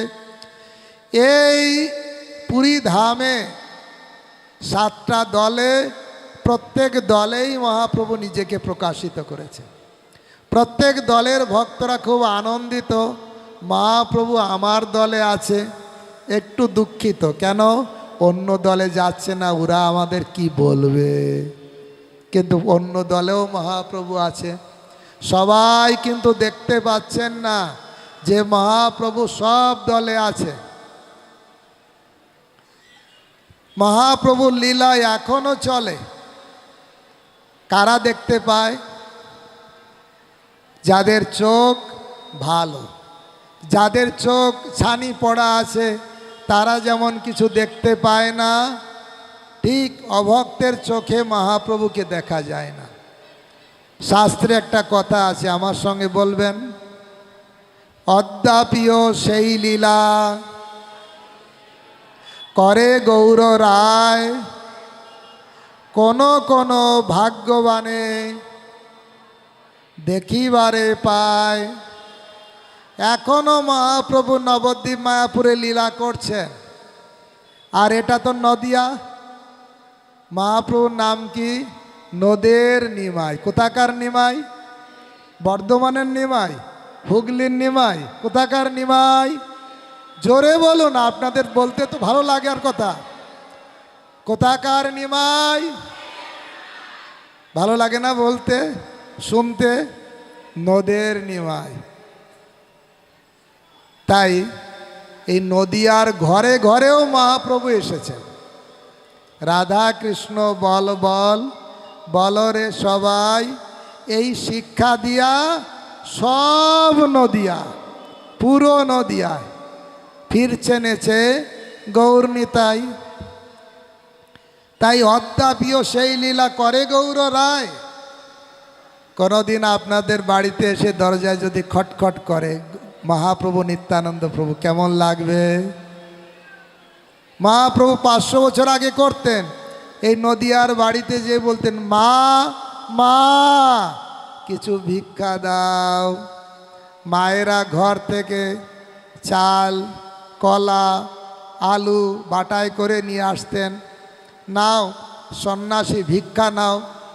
তখন মহাপ্রভু নিত্যানন্দ প্রভু বলতেন, মা আমরা এই ভিক্ষা চাই না।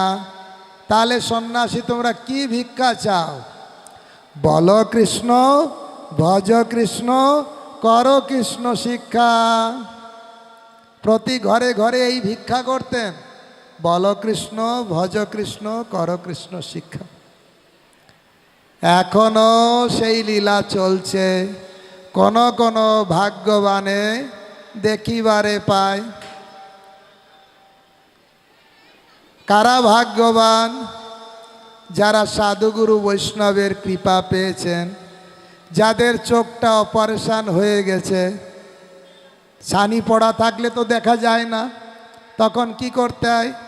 আই স্পেশাল ডাক্তারের কাছে যেতে হয় বা হসপিটালে যেতে হয়। চোখটাকে ডাক্তারের মাধ্যমে অপারেশন করতে হয়, তারপরে আবার দেখা যায়। তা আমাদের জন্ম হয় এই অজ্ঞানের অন্ধকারে, তাই গুরুদেব আমাদের জ্ঞানের অঞ্জন পরিয়ে দিয়ে চোখটাকে খুলে দেয়।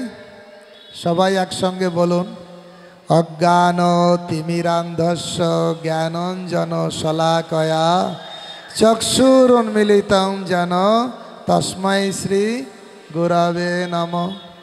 আমি গুরুদেবকে প্রণাম করি। আমার অজ্ঞানের অন্ধকারে আমার জন্ম হয়েছিল, আমার জ্ঞানের অঞ্জন কে পরিয়ে দিলেন? কে? গুরুদেব। তাকে আমি প্রণাম করি। তাই গুরুদেবের কাছে, বৈষ্ণবের কাছে গেলে এই চোখ খুলে যায়, দেখা যায়। তাই সবাই দেখতে পাচ্ছিলেন না, কিন্তু এই রাজা প্রতাপ রুদ্র, যেহেতু মহাপ্রভু বলেছেন আমি কৃপা করব, মহাপ্রভু এই প্রথম কৃপা বর্ষিত হলো। রাজা প্রতাপ রুদ্র দূর থেকে দেখে এই লীলাটা দেখতে পাচ্ছিলেন। মহাপ্রভু একই সঙ্গে 7টা জায়গায় আছে, হরি বল। তারপরে জানেন মহাপ্রভু নিত্য কীর্তন করলেন, আর লাস্টে ক্লান্ত হয়ে জগন্নাথ বল্লভ উদ্যানে বিশ্রাম করছিলেন। এবার ভক্তরা বললেন, রাজা রাজা আপনার সুযোগ, আপনি কি করুন, আপনি রাজবেশ পরিত্যাগ করুন, আপনি সাধারণ বেশ ধারণ করে আপনি জগন্নাথ বল্লভ উদ্যানে যান, আর ওখানে যে মহাপ্রভুর সেবা করুন, আর গোপী গীত গান ভক্তরা শিখিয়ে দিলেন। এবার রাজা কি করেছেন? রাজপোশাক পরিত্যাগ করে ঠিক আস্তে আস্তে জগন্নাথ বল্লভ উদ্যানে প্রবেশ করেছেন। মহাপ্রভু চোখ বন্ধ করে বিশ্রাম করছিলেন। কি মনে হয় আমরা চোখ বন্ধ করলে কিছু দেখতে পাই না? মহাপ্রভুও চোখ বন্ধ করেছিলেন। উনি কি দেখতে পাচ্ছিলেন না? পাচ্ছিলেন না? দেখতে পারেন। তবুও যেহেতু কৃপা করবেন মনোভাব আসে, তাই কিছু বললেন না। আস্তে আস্তে আসলেন, চরণ মেসেজ করছেন আর গোপী গীত গাইছিলেন। জয়তি তেধিক জন্ম না ব্রজ শ্রয়ত ইন্দ্রিয়া শস্যদাত্রহি। এরকম যখন কীর্তন করতে করতে গোপী গীতের একটা ফেমাস শ্লোক, সেই শ্লোকটা গাইলেন। কি শ্লোক? তব কথামৃতম তপ্ত জীবনম কবি ভিড়িতাম কলমশাপহাম শ্রবণ মঙ্গলম শ্রীমদাদতাং ভুবি গিনন্তি তে ভূরিদা জনা ভুবি গৃণন্তি তে ভূরিদা জনা। সেই হচ্ছে জগতের সব থেকে দানী, যে জগতে কৃষ্ণ কথা দান করেন। এই শ্লোক যখন মহাপ্রভু শুনেছেন, এবার আর চোখ বন্ধ করে থাকতে পারলেন না। এবার উঠে এসে রাজাকে ধরে আলিঙ্গন করলেন। হরি বল, হরি বল, হরি বল। কি আছে এই শ্লোকে যাতে আলিঙ্গন করলেন? অদ্ভুত কথা আছে।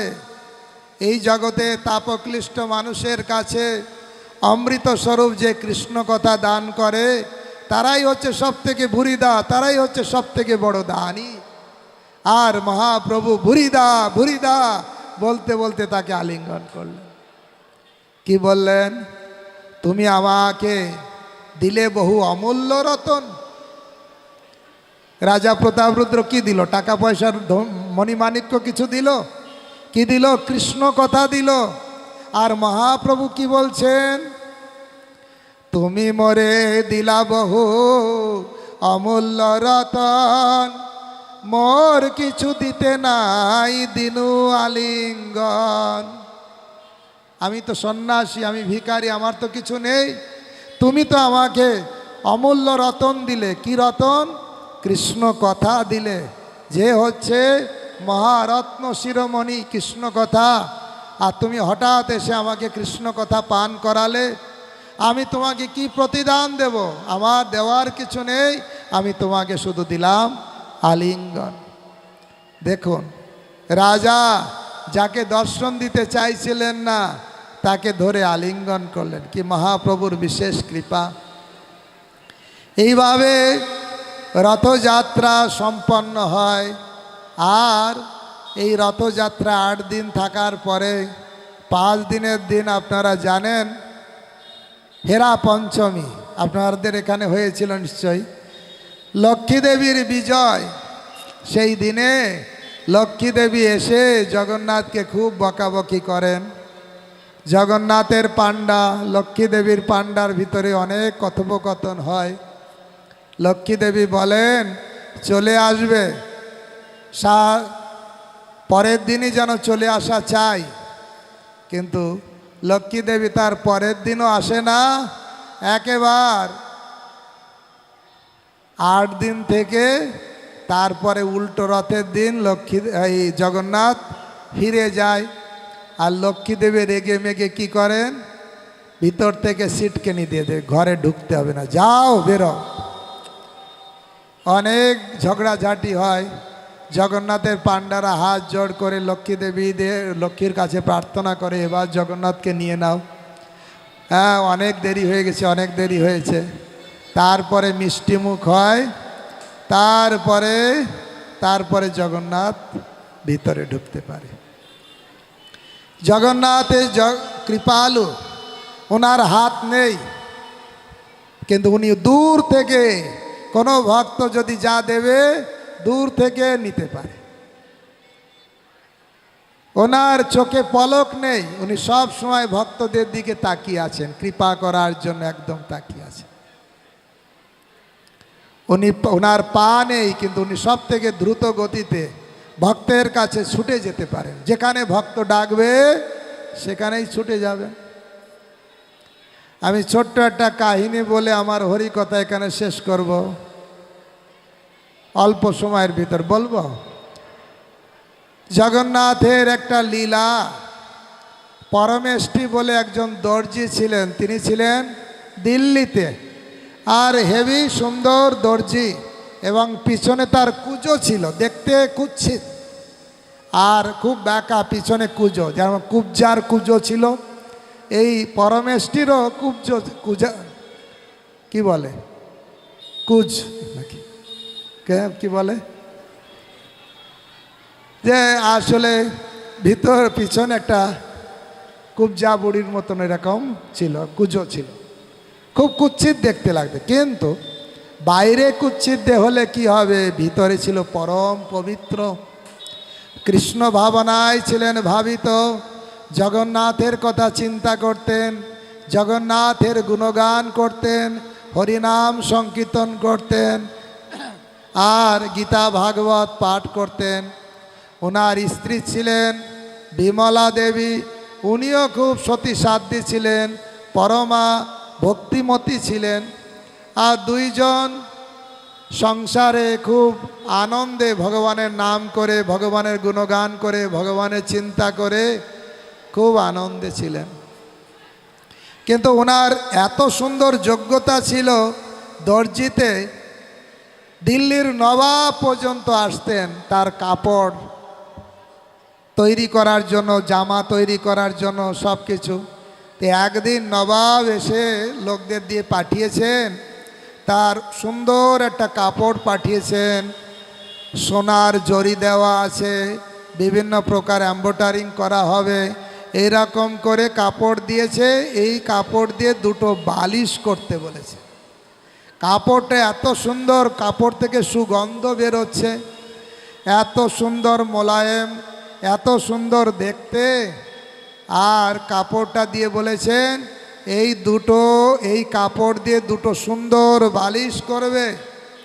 দিল্লির নবাব তিনি এই বালিশ ব্যবহার করবে, বালিশ করো। তিনি কাপড়টা পেয়ে এত সুন্দর কাপড় দেখে মনে মনে হয়েছে আহা। আসলে ভক্তদের ভালো কিছু দেখলেই কার কথা মনে পড়ে? ভগবানের কথা। কিছু মনে করবেন, একটা উদাহরণ দিচ্ছি। একটা সুন্দর ফুল ফুটে আছে, একজন প্রেমিক প্রেমিকা ফুলটা দেখলো, কি মনে করবে? আমি একে দেব, ও বলবে আমি ওকে দেব। আর যদি ভ্যালেন্টাইন ডে হয় তাহলে তো আর কথাই নেই। তা প্রেমিক প্রেমিকাকে দেওয়ার মন হয়, কিছু ফুল, সুন্দর ফুল দেখেছে, আমি ওকে দেব। এইরকম সুন্দর ফুল যদি একটা আর্টিস্ট দেখে, সে কি মনে করে? ওই একই ফুল দেখলো, সে তখন মনে করে সুন্দর করে ফুলটাকে সুন্দর করে আঁকাবো, কোন কালারটা কোথায় বেশি আছে, কিভাবে আমি ছবিতে রূপ দেব, সেটা চিন্তা করে। আর ওই রকম সুন্দর ফুল যদি একজন ভক্ত দেখে, সে কি মনে করে? আমি গোবিন্দের চরণে, জগন্নাথের চরণে দেব। দেখুন, একই ফুল তিনজন দেখলো, তিন রকম ভাব হয় না? তাহলে আমরা কি দিয়ে দেখি? চোখ দিয়ে না মন দিয়ে? আসলে যার যেমন মন তার দৃষ্টিভঙ্গিটা তেমন। চোখ সবার থাকতে পারে, কিন্তু সবার দৃষ্টি একই নয়। কারো দৃষ্টি কামদৃষ্টি, কারো দৃষ্টি প্রেমদৃষ্টি, কারো দৃষ্টিতে মিষ্টি, আর কারো দৃষ্টিতে বিষাক্ত, তাই না বলুন তো? চোখ একই রকম, কিন্তু দৃষ্টির আলাদা আছে। এই জন্য ভক্ত কিছু দেখলেই কৃষ্ণময় দেখে, স্থাবর জঙ্গম দেখে, না দেখে তার মূর্তি। সর্বত্র হয় তার ইষ্টদেব স্ফূর্তি, যাহা যাহা নেত্র পরে তাহা কৃষ্ণ স্ফুরে। মহাপ্রভু যখন পুরীতে ছিলেন, সমুদ্র দেখলেই মনে করতেন যমুনা, সমুদ্রের উপকূলে গাছপালা দেখলেই মনে করতেন বৃন্দাবন, আর সমুদ্রের পাড়ে ওই যে বালুকণা বাতাসে এক জায়গায় যে জড়ো হয়, ও মনে করতেন গোবর্ধন পর্বত। দেখুন, ঠিক সেই রকম যার যেমন মনোভাব সেই অনুসারে সে দৃষ্টি নিক্ষেপ করে। মহাপ্রভুর দৃষ্টি ছিলেন প্রেমময়। তা এই পরমেষ্ঠী সে যখন এত সুন্দর কাপড় দেখল, তার মনে মনে ইচ্ছা হলো, এত সুন্দর কাপড় দিয়ে আমি বালিশ করব। আবার পরমেষ্ঠীকে বলেছে সেলাই হবে যেন বাইরে দেখা না যায়, এত সুন্দর করে এম্ব্রয়ডারিং করবে, জরি লাগাবে, এই লাগাবে, সোনা দিয়ে এই লাগাবে, একদম সব কিছু দিয়ে গেছে, সোনা দানা, তারপরে যা কিছু দেওয়া সব দিয়েছে। পরমেষ্ঠীর মনে হচ্ছে এত সুন্দর বালিশ, এ যদি জগন্নাথের সেবায় লাগতো তাহলে সার্থক হতো। এই কোথাকার কামুক, এইখানকার রাজা এই বালিশ ব্যবহার করবে, এই বালিশ যদি আমার প্রভু জগন্নাথের জন্য লাগে কত ভালো হবে। তা বালিশটা সুন্দর করে তৈরি করেছে। সুন্দর করে তৈরি করার পরে রেখেছে, আর মনে মনে ভাবছে যদি জগন্নাথের হতো। ঠিক তখনই রথযাত্রার সময় এসে গেছে। রথযাত্রায় কি হয় আমি প্রথমে বলছি, পহণ্ডি বিজয়। একটা বালিশের উপরে বসে, তারপরে আরেকটা বালিশের। তা উনি দিল্লিতে বসে, কি পরমেষ্ঠী সে দিল্লিতে বসে ধ্যান করছে। জগন্নাথ মন্দির থেকে বেরোচ্ছে, হাজার হাজার লাখ লাখ মানুষ জগন্নাথকে দর্শন করছেন।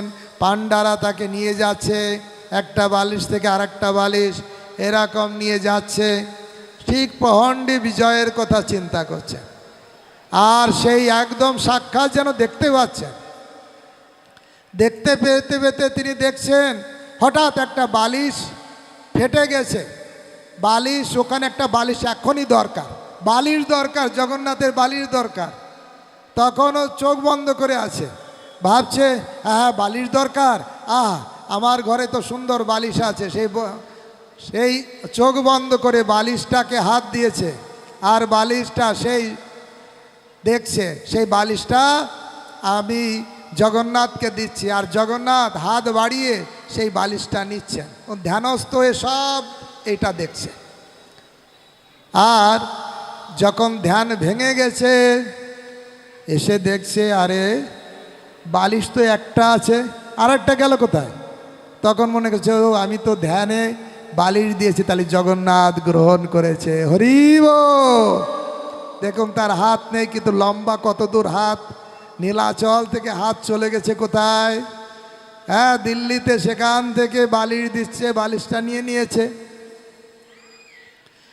আর পরমেষ্ঠির কি আনন্দ! আহা, আমার তৈরি করা বালিশ জগতের নাথ জগন্নাথ গ্রহণ করেছে। আহা, আমি ধন্য। পরক্ষণে আবার ভয় লাগছে, আরে নবাবের লোক তো আসবে, আমাকে তো ধরবে, নবাবের বালিশ দিলাম না। তারপরে বলছে দেখ নবাবের এসব যা করে, ভগবান আমার সহায় আছে, আমাকে যা করে মারে ধরে, আমাকে জেল হাজতে দেয়, আমাকে শুলে চড়ায়, আমি সব রাজি। কেন? আমার মনে একটা আনন্দ হচ্ছে। কি আনন্দ হচ্ছে? জগন্নাথ আমার বালিশ গ্রহণ করেছে। হরি বল।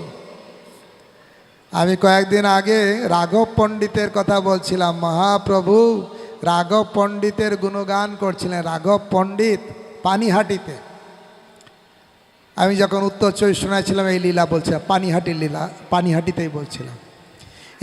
এই রাঘব পণ্ডিত মহাপ্রভু তার গুণগান করে বলছিলেন, রাঘব পণ্ডিত এত পরম ভক্ত, তার বাড়িতে শত শত নারকেল গাছ ছিল, কিন্তু ভগবানের সেবার জন্য এত তার মানসিকতা, তিনি যদি শোনেন 10-20 কিলোমিটার দূরে ভালো নারকেল পাওয়া যাচ্ছে, তিনি সেই নারকেল আনার জন্য লোক পাঠাতেন, আর 10 ডবল 20 ডবল টাকা দিয়ে সেই নারকেল কিনে আনতেন, জলে ভিজিয়ে রাখতেন যাতে ঠান্ডা হয়, তারপরে কেটে সেটা ভগবানকে দিতেন।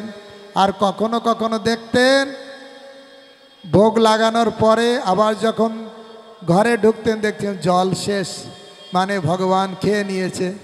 তো ভক্তগণ, আপনি ভগবানকে কিছু দিচ্ছেন আর দেখলেন আপনার অনুভূতিতে ধরা পড়লো ভগবান এটা গ্রহণ করলো, কেমন লাগবে বলুন তো?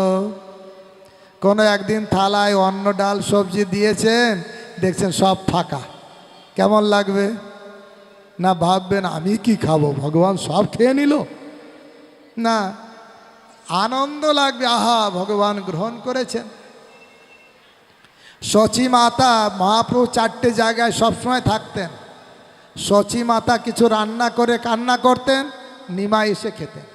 আর সচী মাতা ভাবতেন মনে হয় স্বপ্ন দেখেছি। নিত্যানন্দ নাচলে মহাপ্রভু চলে আসতেন, শ্রীবাস অঙ্গনে থাকতেন, আর রাঘব ভবন, এই 4 জায়গায় মহাপ্রভু সবসময় থাকতেন। তা পরমেষ্ঠী মাধব ভয় পাচ্ছে, তারপরে আনন্দে আটখানা হচ্ছে কি জন্য? আমার বালিশ জগন্নাথ গ্রহণ করেছে। আর কিছুদিন পরেই লোক এসেছে নিতে, বালিশ দাও, নবাবের বালিশ দাও। একটা বালিশ দিয়েছে। বলছে একটা কেন? বলছে আর একটা জগন্নাথ নিয়ে নিয়েছে। নবাবকে খবর দিয়েছে, নবাব আপনার বালিশ নাকি জগন্নাথকে দিয়েছে। বলছে নিয়ে আসো, ওকে ধরে নিয়ে আসো। ধরে নিয়ে এসছে পরমেষ্ঠীকে। কি বলছো ঠিক করে বলো। জানো আমি নবাব, আমি তোমাকে কাপড় এত সোনা দানা দিয়েছি, কোথায় গেল? বলছে নবাব কি বলবো, জগন্নাথের বালিশের দরকার হচ্ছিল, তাই জগন্নাথকে দিলাম, জগন্নাথ হাত বাড়িয়ে নিয়ে নিয়েছে। ওই যে হাত বাড়িয়ে নিয়ে নিয়েছে, কোথায় নীলাচল পুরী আর কোথায় দিল্লি, ওনার হাত কি এত বড়? মিথ্যা কথা। জগন্নাথ কেন নেবে? আর আমার জিনিস কেন এখানে সেখানে দেবে? বলছে না, উনি তো জগতের নাথ, যার কৃপায় আপনি নবাব হয়েছেন। এই আবার বড় কথা, এই পরমেষ্টিকে নিয়ে যাও, বেঁধে অন্ধকার কারাগারে রাখো, খেতে দেবে না, না খেয়ে খেয়ে ওখানে মরবে। দেখি ওর জগন্নাথ কি করে রক্ষা করে। অন্ধকার কারাগারে ফেলে রেখেছে। এবার পরমেষ্টি কান্না করছে, হে প্রভু, আমি তো আপনার সেবা করেছি, আপনি আমাকে রক্ষা করুন, আপনি দীনদয়াল পতিত পাবন, আপনি অঘটন ঘটন পটিয়সী, আপনি সব পারেন, আপনি কৃপা করুন আমাকে। তারপরে দেখছেন এই বলতে বলতে পরমেষ্টি ঘুমিয়ে গেছে। হঠাৎ দেখছেন কে ডাকছে, হঠাৎ দেখছেন অন্ধকার ঘরে পুরো আলো ভর্তি, কে ডাকছে। এসে জগন্নাথ কি করেছে, তার গায়ে হাত বুলাচ্ছে। তার যে পিছনে কুজো ছিল, কুজো ছিল, কুজোটা ভালো হয়ে গেছে, পুরো সুন্দর রূপ হয়ে গেছে পরমেষ্টির। তার গায়ে হাত বুলাচ্ছে আর পুরো ঘর আলোকিত। বলে, পরমেষ্টি ওঠো ওঠো। পরমেষ্টি উঠেছে, তার জন্য সুন্দর প্রসাদ দিয়েছে জগন্নাথ, অনেক দিন ক্ষুধায় প্রসাদ পেয়েছে। আর বলছে তার বন্ধন টন্দন সব খুলে গেছে। বলছে, তোমার কোনো ভয় নেই, আমি তো আছি, আমি যার সহায় আছি, তার কিসের ভয়। ভক্তগণ, আপনারা জানেন, রাখে কৃষ্ণ মারে কে, আর মারে কৃষ্ণ রাখে কে। জগন্নাথ বলছে, আমি তোমার সহায়, তোমার কোনো ভয় নেই। এবার জগন্নাথ চলে গেছে রাজা নবাবের স্বপ্নে। স্বপ্নে যে নবাবকে বলছে, নবাব, আমার ভক্ত আমাকে বালির দিয়েছে, তোমার বাবার কি জানো? জগতের যত সম্পদ সব হচ্ছে আমার, আমার নাম হচ্ছে জগন্নাথ, আমি জগতের নাথ, জগতের মালিক আমি। তুমি কোথাকার মালিক হলে? তোমার বালিশ হলো কি করে? আমার ভক্ত আমাকে দিয়েছে, তোমার বাপের কি? তাই বলে জগন্নাথ চাবুক দিয়ে সপাং সপাং তাকে মারছে। কাকে? নবাবকে। এমন মারছে, স্বপ্নে মারছে, চিৎকার চেঁচামেচি করছে আর বলছে, আমার ভক্তকে ইমিডিয়েটলি জেলখানা থেকে বের করো, আমার ভক্তকে সসম্মানে তাকে পূজা করো, তার চরণে আশ্রয় গ্রহণ করো, তাহলে তোমার মঙ্গল, নয়তো তোমার সব অংশে সবাইকে আমি শেষ করে দেব। এই স্বপ্ন ভেঙে গেল।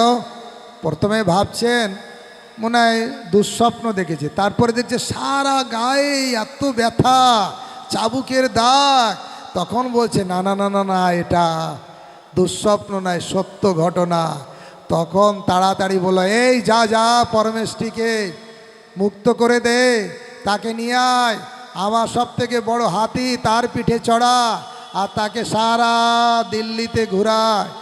আর সে রাজা তার পিছনে পিছনে পরমেষ্টি মাধবের প্রশংসা করছেন, তার পুজো করছে, চামড় ঢুলাচ্ছে আর তার সেবা করছে। ধন্য। এভাবে পরমেষ্টি কি করলো? জগন্নাথের সেবা করলো। সেই জন্য আমাদের কি করতে হবে? যা আছে ইহার দাস্যে হরের দাস্যে কর্মনা মনসা গিরা নিখিলাস্য সরস্তাসু জীবন মুক্ত সৌচ্যতে, সব দিয়ে গোবিন্দের সেবা করতে হবে। হরে কৃষ্ণ কৃষ্ণ কৃষ্ণ হরে হরে, হরে রাম রাম রাম হরে হরে। সবাইকে অনেক অনেক ধন্যবাদ যে আপনারা ধৈর্য ধারণ করে এতক্ষণ বসে আমার কথা শুনলেন, আমার দুর্মুখ থেকে কথা শুনলেন। আমার ভুল ত্রুটি হলে ক্ষমা করে দেবেন। আপনারা আমাকে আশীর্বাদ করবেন যেন আমি জগন্নাথের সেবা করতে পারি। হরে কৃষ্ণ কৃষ্ণ